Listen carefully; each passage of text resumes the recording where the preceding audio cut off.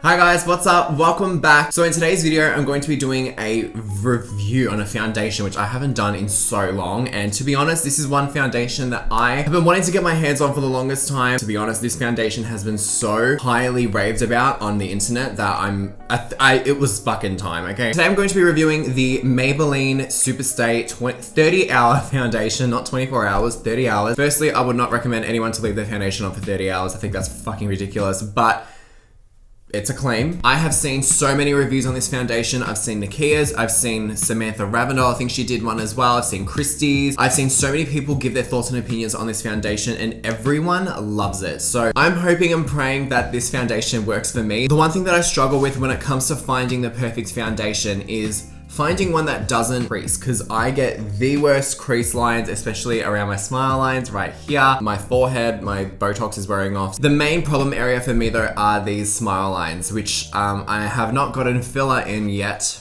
planning to, but I chickened out. A little bit of background information about this foundation. The launch date for this foundation was January 2018. I purchased this from Kohl's, I think. It was like 30% off for like $18. I have no idea if you can get it even cheaper in other places. I'm pretty sure you can. Packaging is a glass bottle with a acrylic plastic pump, which is, like I said, again, really nice. 30 mils of product or 1 fluid ounce, which is pretty much the standard when it comes to foundations. Shade selection now, okay. There is only 14 shades that they carry, and it looks like a whole beauty blender situation. There was like 10 shades of light and then 4 obligatory more tan to deeper shades. It was disgusting. Maybelline, fix that up real quick. The shelf life on this is 12 months after opening. It does not say, however, if it is vegan or cruelty free, so I'm assuming it's not. The claims are, I'm just reading off my computer, so it is okay, this is the activewear foundation. This must be different to the original Superstay, because the original Superstay says 24 hours. Wait. Okay, so this is a completely different foundation. Fuck, let me read you my notes. Okay, so there are 18 shades. Full coverage foundation that sets new standards with a 30-hour performance wear. It's transfer resistant, water resistant, and sweat resistant. You get a seamless matte foundation look. It glides onto skin for even color and lightweight wear, and it is suitable for all skin types. Transfer resistant, water resistant, and sweat resistant, that does not clog pores and is dermatologist tested for all skin types. Okay, I'm gonna prime using the Too Faced Hangover RX primer. I've been using this for a hot minute now. It's such a nice primer. I've used like the full size. I think this one's like a smaller one or something, but I really like this primer because it just makes my skin radiant and glowy, and I absolutely love that. I had absolutely no idea what color to get, so I just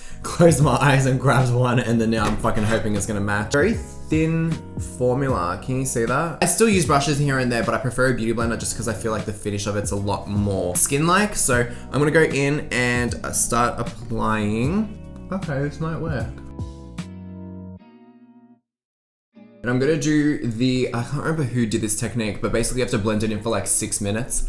And this helps it look a lot more natural. It helps to stop creasing as well, apparently. So I got good coverage. It's definitely not a luminous finish. Like, as you can see, as I'm turning my face, there isn't much shine on my cheek. I got more of a satin matte finish, especially being a 30-hour wear. I'm assuming this is gonna dry down super matte. And obviously I have no fake tan on right now. Could you imagine if I had fake tan on and I fucking use this color? The foundation is on. It looks really nice. It is creasing already. I'm noticing, can you see those fine lines on my forehead? Can you see like right there? Concealer, I'm gonna go in with the Flawless Fusion concealer from Laura Mercier. This is a really beautiful, it's kind of like a medium coverage concealer, like light to medium. Honestly, just going for boy glam today. I don't want this look to be too like over the top and dramatic. Nikia Joy Cosmetics, a velvet finishing powder. I'm gonna grab whatever is in the container, and I'm also going to just kind of pop it on the back of my hand. I'm also going to set my smile lines. I always have to make sure that I do this, otherwise the creasing is a situation. Even when I'm using other foundations, if it's gonna crease, this will do nothing. So just gonna set slightly where my frown line is. I'm gonna keep the rest of my forehead quite bare with powder. I might just blend over, but I'm not gonna actively kind of set that area because I wanna see if it does crease under. Benefit Hoola bronzer. Fan brushes usually deposit like almost no color, and I don't want this to be dramatic at all. To set with some setting spray, I don't like using alcohol-based setting sprays. I just find that they dry my skin out way too much. So I'm just gonna go in with the Photo Finish Aura Shield from Smashbox. Here is how my skin is looking after one coat of setting spray. It looks pretty natural. It looks like skin again, which I really like. I always douse my face in setting spray. You guys know this. I just like the way that my skin looks when it's natural. So far, so good. I might add another layer. Okay, so this is how my face is looking after pretty much finishing my entire routine. Actually, I might make this into a beauty mark. Hold on. All right, so now that I have reinforced my beauty marks, which this one is actually legit, but every time I put like makeup over it, it just looks really fake and it's annoying. This is pretty much all I'm going to be wearing for makeup today. I've got a couple of meetings I've got to attend and some work that I've got to do. So time is currently 11:25 a.m. Yeah, I'm gonna keep this on for quite a few hours. I'm not going to touch up throughout the day. I'm not gonna be doing anything. I'm just gonna see how this foundation runs its course. Yeah, I will see you guys very soon. 1:41 p.m. I've had this on for maybe like 2 hours or so. I don't know if you guys can see, but my oils on my forehead are just starting to come through, but that's because I haven't powdered there.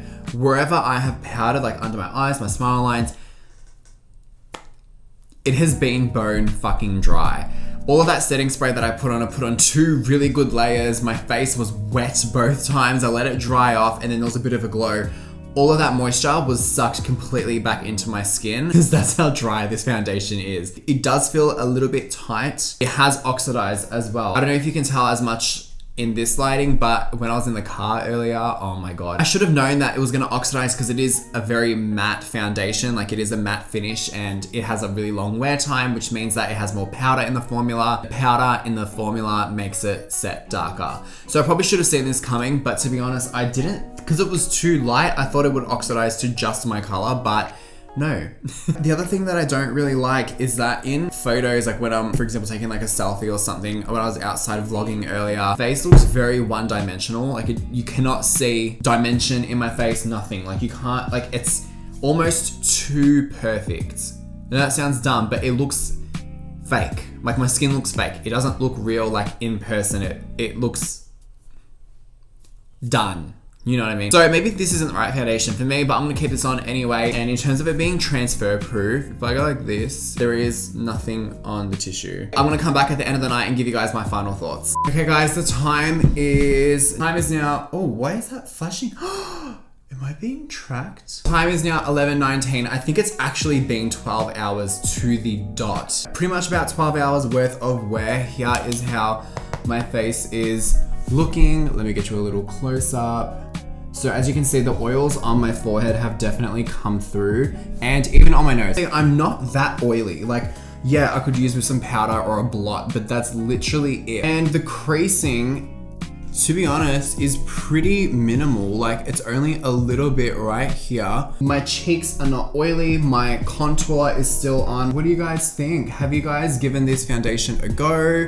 Are you more willing to give it a go now that you've seen how it looks? Like, I'm really impressed. If it wasn't for the oxidization, like, guys, I went into my car and when I tell you I was orange, trust and believe when it's in natural daylight, it was a situation. I would rate this out of 5, like a solid 3.5. 1, the oxidization. The other thing that I didn't like was the feeling of my skin after everything had kind of set down. It was quite dry, tight feeling. It feels like, you know, when like you use like a really stripping cleanser and then after you wash your face, you just feel tight and just like,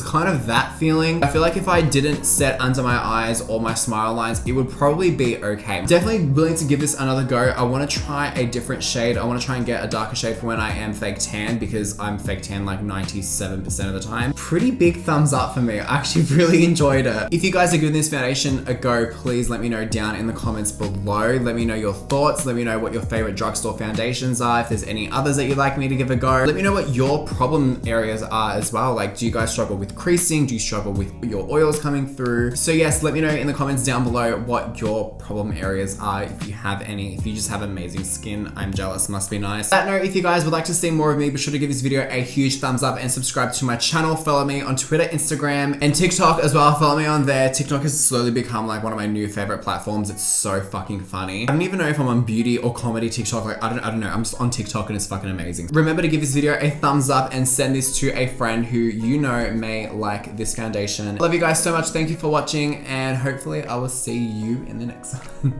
That was so fucking lame.